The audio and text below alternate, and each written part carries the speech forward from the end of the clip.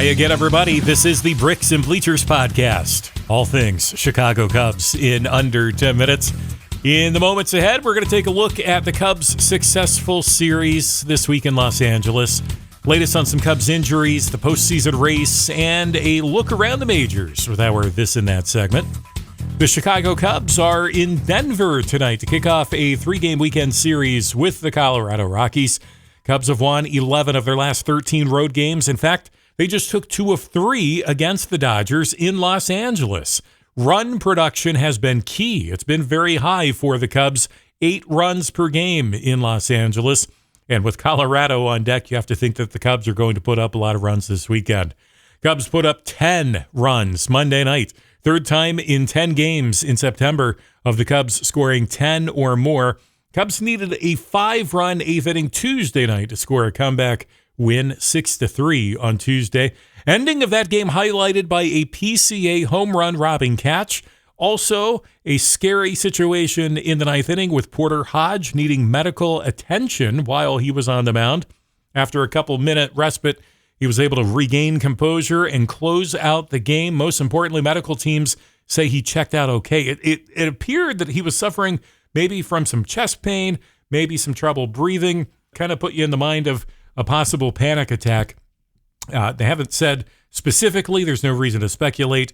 Good news is that the medical professionals say he is okay.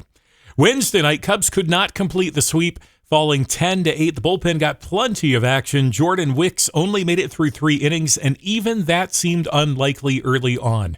Dodgers had 4 home runs in the first inning, and if you think of the long Dodgers history, so many good Dodgers teams over the years, you would find it tough to believe that Wednesday night was the first time in Dodgers history where they've had 4 home runs in the first inning. Coming into play Friday night, Cubs have 16 games remaining in this 2024 regular season, 10 games at home. You would think that's a good thing. But the Cubs offense has had a lot of issues at home this season. But a lot of talk about that recently. I've seen a few blog posts and other folks in the media talking about this for reasons that really are not known by anyone. Usually, hitter-friendly ballpark in the summer has been quite fickle this summer. In the last several weeks, have seen a lot of games where the wind has been blowing in. Couple that with an offense that has had some pretty hefty struggles for a good chunk of this summer.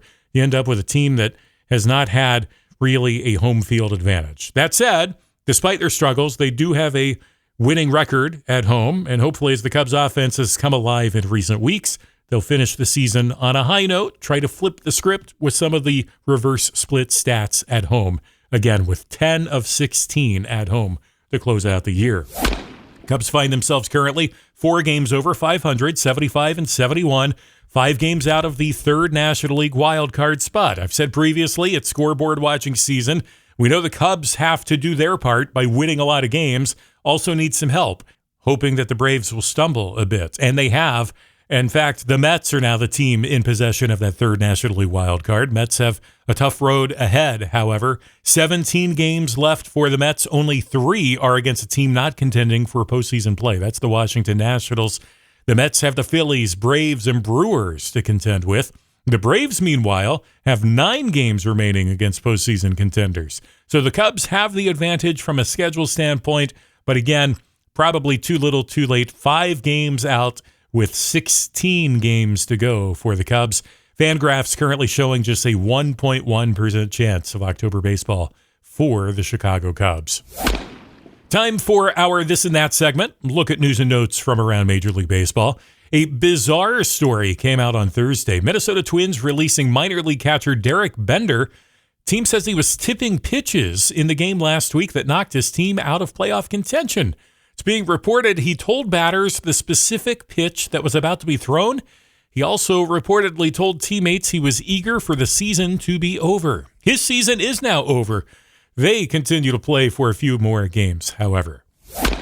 Shohei Ohtani homered and stole a base Wednesday night. 12th time this season he's done both in one game. He's closing in on that elusive 50-50 club. Bowden Francis of the Blue Jays took a no-hitter into the 9th inning Wednesday against the Mets. It's the second time in less than a month of 8 no-hit innings to start a game for Francis. and then losing that no-hitter. A home run ended it Wednesday. And it wasn't just losing the no-hitter that's a story. It's also noteworthy because it became a big inning for the Mets. They became the first team in the modern era to score 6 or more runs in the ninth inning after being held hitless and scoreless through 8 innings. Back to the Cubs. We'll set up this weekend's series in Colorado in just a moment. First, a quick mention of the festivities last weekend at Wrigley Field. The Cubs Hall of Fame welcoming Aramis Ramirez and Kerry Wood last weekend. Kerry Wood with that amazing 20 strikeout game in May of 1998. I think that was just his 6th or 7th career start. That is still one of my favorite games that I've ever seen on TV, even seeing it well after the fact. It is just never not incredible. Aramis Ramirez, he was pretty incredible in his own right a few years later. He came along, I think 2005 to 2011 was his run with the Cubs. And it seemed like he was really the first good Cubs third baseman in quite some time. It was a revolving door at third base for the Cubs in the late 90s and early 2000s. And then Ramirez came along in 2005. He gave the Cubs several good years, and then it was back to the revolving door until Chris Bryant came along a few years later. Also, let's not skip over a few injury updates. Justin Steele is closer to returning to the Cubs starting rotation. He played catch last weekend, and then a bullpen session completed on Wednesday. No problems there, so he's expected to do that again. Another bullpen session planned for this weekend. Elbow soreness from inflammation led him to being scratched before his first start in early September.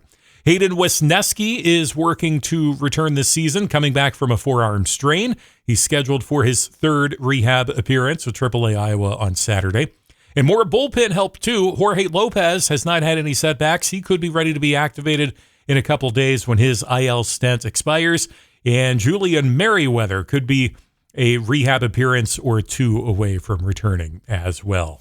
Now this weekend, it's the Cubs and Rockies in Denver. Rockies not having a good year, 55-92. They don't score a lot of runs, also not active on the base paths. So hopefully the Cubs will be the team providing much of the offensive explosion there at Coors Field this weekend. Cubs tonight trotting out a lineup that looks pretty familiar. It's what manager Craig Counsell has been relying on most days in recent weeks, with Ian Happ leading off in left. Dansby Swanson has moved up to second in the order most days. He's there again tonight.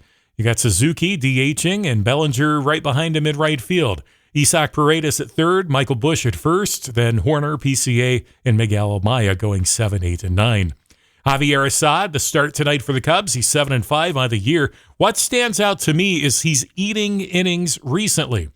It's always been my issue with him is it's tough to get him through 5 innings or anything beyond that. Well, he's doing much better with that. 5 2/3 twice at his last 4 starts. Also in that stretch, he's turned in a 6-inning outing and one that went 7 innings. Jamison Tyone starting Saturday for the Cubs and Kyle Hendricks on Sunday. Hopefully the bullpen is ready for that one. Hendricks has struggled with getting outs recently, only finishing 5 innings once in his last 4 starts. Marquee Sports Network has all 3 games this weekend with the Rockies. 8:40 Eastern is first pitch tonight, 8:10 on Saturday, and 3:10 on Sunday. Bricks Bleachers is where you will find us on X. Follow and comment anytime. Also subscribe wherever you get your podcasts so you don't miss our next episode. We're on Apple Podcasts, YouTube, Spotify, and more. All things Chicago Cubs in under 10 minutes. It is the Bricks and Bleachers podcast.